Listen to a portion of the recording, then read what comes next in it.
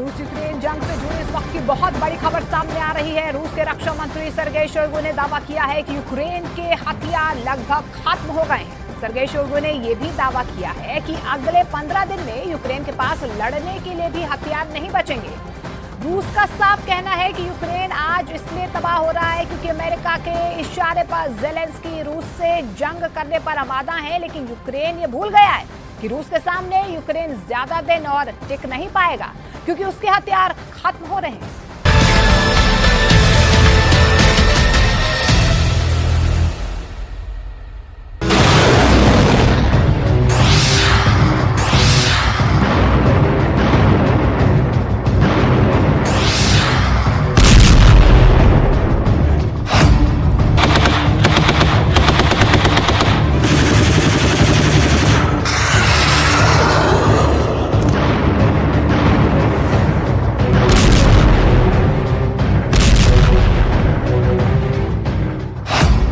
Zelensky के गद्दारों ने बेचे मिसाइल, टैंक, तोप। क्या ज़ेलेंस्की के गद्दार पिछले 17 महीनों से यूक्रेन के साथ गद्दारी कर रहे हैं?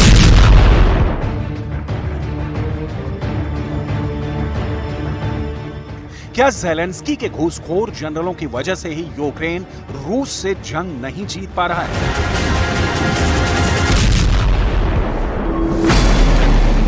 क्या वाकई में यूक्रेनी सेना के कमांडर और जनरलों ने यूक्रेन के तोप, टैंक और मिसाइलों को औने पौने दामों में बेच दिया है?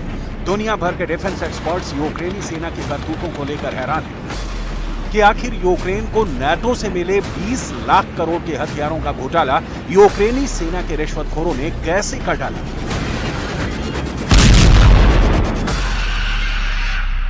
हम आपको वो रिपोर्ट दिखाने जा रहे हैं जहां ज़ेलेंस्की ने सेना में शामिल सभी घूसखोर कमांडर और जनरलों को फौज से निकालकर बाहर फेंक दिया है। जरा ज़ेलेंस्की का गुस्से से तमतमाता ये चेहरा देखिए। यूक्रेन की राजधानी कीव में हुई बेहद हाई प्रोफाइल मीटिंग में ज़ेलेंस्की ने चुन चुनकर यूक्रेन के हथियारों का सौदा और घोटाला करने वाले अफसरों को ठिकाने लगा दिया है। हम आपको ज़ेलेंस्की के एक्शन से जुड़ी पूरी रिपोर्ट आगे दिखाने जा रहे हैं। ज़ेलेंस्की ने पकड़ा यूक्रेन की हार का घोटाला।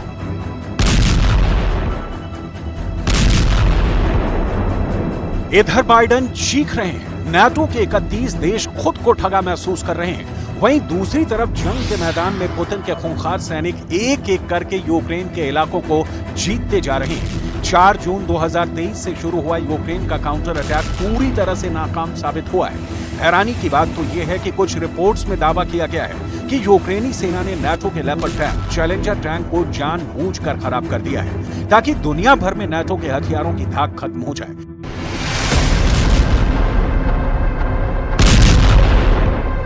यूक्रेन के कमांडर इतने बड़े रिश्वतखोर और घूसखोर निकले कि उन्होंने रूस के एजेंटों से पैसा लेकर अपने देश को हराने का ठेका तक ले लिया।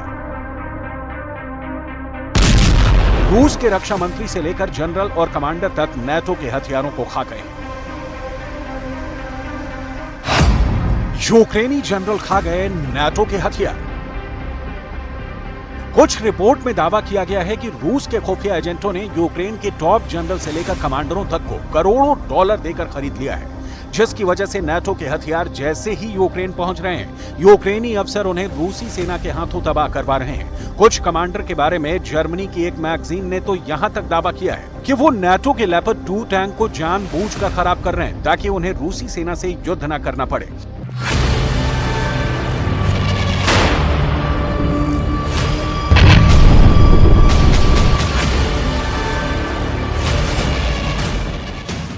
इधर पुतिन की सेना चुन चुनकर नाटो के टैंक, तोप और रॉकेट सिस्टम पर भयानक हमला करके उन्हें जला रही है। पुतिन कई बार कह चुके हैं कि जिस तरह से रूसी सेना ने नाटो के टैंकों को जलाया है, ठीक उसी तरह से रूस यूक्रेन को अमेरिका से मिलने वाले F-16 फाइटर जेट को भी जलाकर राख कर देगा। अब आप ये जान लीजिए कि भयानक युद्ध के बीच यूक्रेन का युद्ध घोटाला पकड़ने के बाद राष्ट्रपति ज़ेलेंस्की ने क्या बड़ा एक्शन लिया है। डकार गए 20 लाख करोड़, हार गया यूक्रेन। युद्ध के बीच में जेलेंस्की ने बहुत बड़ा हाई प्रोफाइल घोटाले को पकड़ा है। जेलेंस्की ने दावा किया है कि सेना से जुड़े सभी प्रकार के भ्रष्टाचार में शामिल सभी अधिकारियों को बर्खास्त कर दिया गया है। रिपोर्ट्स के मुताबिक जेलेंस्की ने यूक्रेनी सेना में भर्ती के लिए जिम्मेदार सैन्य भर्ती अधिकारियों को तत्काल प्रभाव से बर्खास्त कर दिया है। दावा किया गया है कि अब तक देश और यूक्रेनी सेना के साथ गद्दारी करने वाले 112 सैन्य अधिकारियों के खिलाफ आपराधिक मामलों के तहत कार्रवाई की गई है। जेलेंस्की ने मीडिया को बताया है कि यूक्रेनी सेना के commander in chief general Valery Zaluzhny को भ्रष्ट यूक्रेनी अफसरों के खिलाफ कार्रवाई करने का आदेश दिया गया है। अभी यूक्रेन के 33 अफसर ऐसे हैं जिन पर रिश्वतखोरी, हथियार घोटाले के आरोप लगे हैं। उन्हें भी सेना से बाहर निकालने की जोरदार तैयारी चल रही है।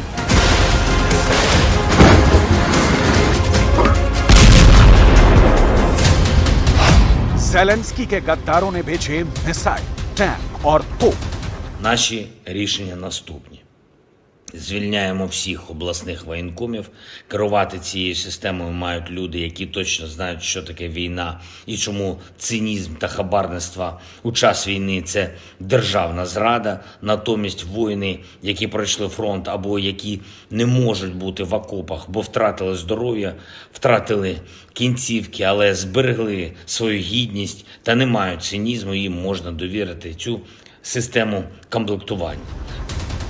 अब आप ये भी जान लीजिए कि भयंकर युद्ध के बीच में रिश्वतखोर और घोटालेबाज यूक्रेनी सैन्य अफसरों की वजह से यूक्रेन को कितना नुकसान हुआ है। कुछ रिपोर्ट के दावों के मुताबिक रूस ने यूक्रेन के पास मौजूद नाटो के 30% हथियारों को पूरी तरह से तबाह और बर्बाद कर दिया है।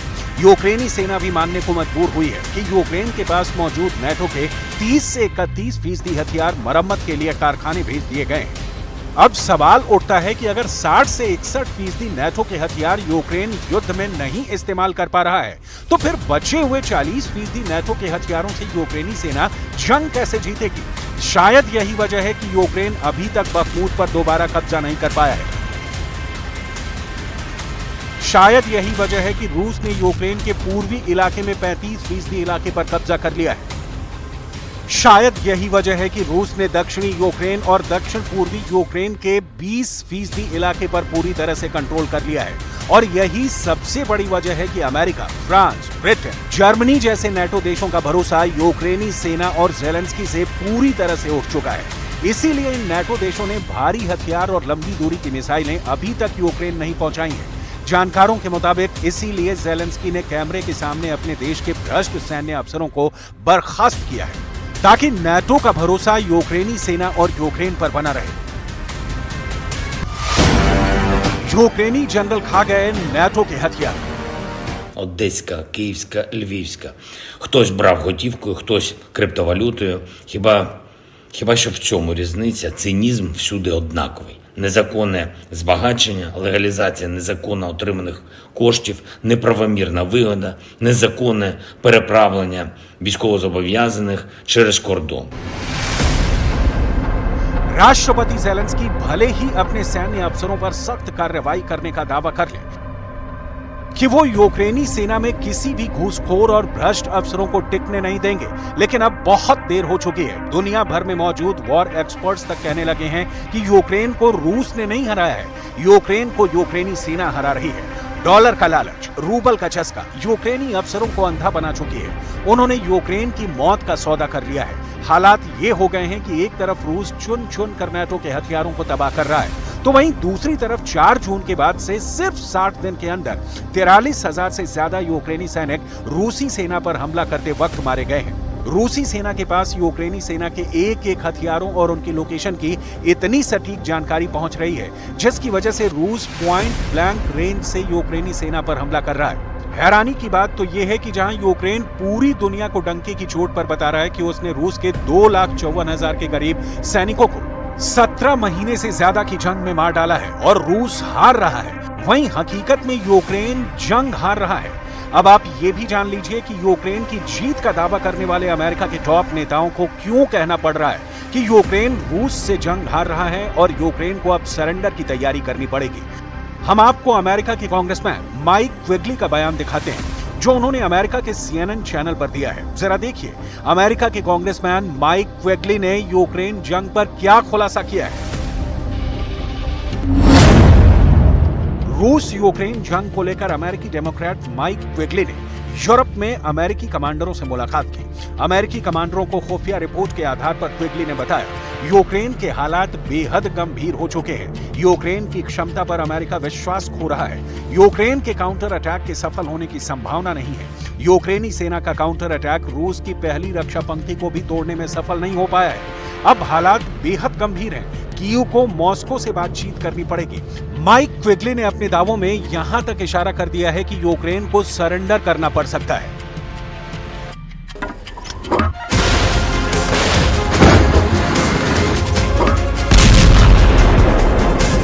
22 फरवरी 2022 से लेकर अब तक यूक्रेन के 4,900 भारी हथियार रूस ने तबाह कर डाले हैं, जिसमें नाटो के टैंक, तोप, रॉकेट, एयर डिफेंस सिस्टम शामिल है। इधर अमेरिका के टॉप कमांडर्स ने भी माना है कि यूक्रेनी सेना के पास वो क्षमता और हिम्मत नहीं बची है कि वो रूस का मुकाबला अब और कर पाए। यूक्रेन के जनरलों के दावों पर अमेरिका को जरा भी विश्वास नहीं रह गया है। इसीलिए नाटो से जुड़े देशों ने यूक्रेन को ज्यादा घातक और भारी हथियार देने से मना कर दिया है, या फिर हथियार देने में देरी कर रहे हैं। यानी जून से शुरू हुआ यूक्रेन की हार का सिलसिला लगातार तेज होता जा रहा है, जिसकी वजह से अब अमेरिकी जनरलों को ज़ेलेंस्की का सरेंडर करवाना पड़ेगा। रूस डंके की चोट पर कह रहा है कि यूक्रेन के सभी काउंटर अटैक फेल हो चुके हैं।